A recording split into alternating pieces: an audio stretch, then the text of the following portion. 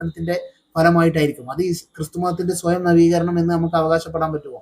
ഇസ്ലാം മതത്തിൽ ഇപ്പൊ എക്സ് മുസ്ലിങ്ങളായ ആളുകൾ ഇസ്ലാം മതത്തെ നവീകരിക്കാൻ വേണ്ടിയിട്ട് അല്ലെങ്കിൽ ഇസ്ലാം മതത്തിലുള്ള പല അനാവശ്യ അന്ധവിശ്വാസങ്ങളെയും ഇസ്ലാം മതത്തിലെ അനാചാരങ്ങളെയും എതിർക്കുന്നുണ്ട്.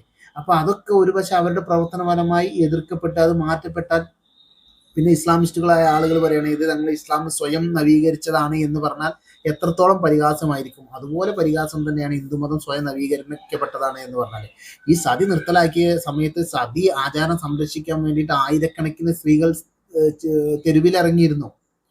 അതുപോലെ ഏത് ഹിന്ദുമതത്തിനെതിരെ ഇപ്പോ ഹിന്ദുമതത്തിലെ ഏറ്റവും വലിയ ജാതി വ്യവസ്ഥക്കെതിരെ ആളുകൾ സംസാരിച്ചു തുടങ്ങിയപ്പോൾ ഹിന്ദുമതത്തിന്റെ ഈ നേതാക്കൾ എന്നറിയപ്പെടുന്ന ആളുകൾ അല്ലെങ്കിൽ ഹിന്ദുമതത്തിന്റെ ആചാര്യന്മാർ എന്ന് പറയുന്ന ആളുകൾ വട്ടം കൂടി ഇരുന്നിട്ട് ജാതി വ്യവസ്ഥ അങ്ങ് മാറ്റാന്ന് പറഞ്ഞതൊന്നുമല്ല. ജാതി വ്യവസ്ഥക്കെതിരെ സംസാരിച്ച ആളുകൾക്കെതിരെ എല്ലാ രീതിയിലുള്ള പ്രതിരോധവും അവർ തീർത്തിട്ടും ഈ സോഷ്യൽ പ്രഷറിന്റെ ഭാഗമായിട്ട് ഇത് ഒഴിവാക്കാൻ പറ്റില്ല എന്ന് മനസ്സിലാക്കിയതിന്റെ അടിസ്ഥാനത്തിലാണ് ഈ മാറ്റം വന്നിട്ടുള്ളത്. ഇപ്പൊ കേരളത്തിൽ ക്ഷേത്രപ്രവേശന വിളംബരം നടക്കുന്ന 1936 ക്ഷേത്രപ്രവേശനം വിളംബരം നടക്കുന്നത്.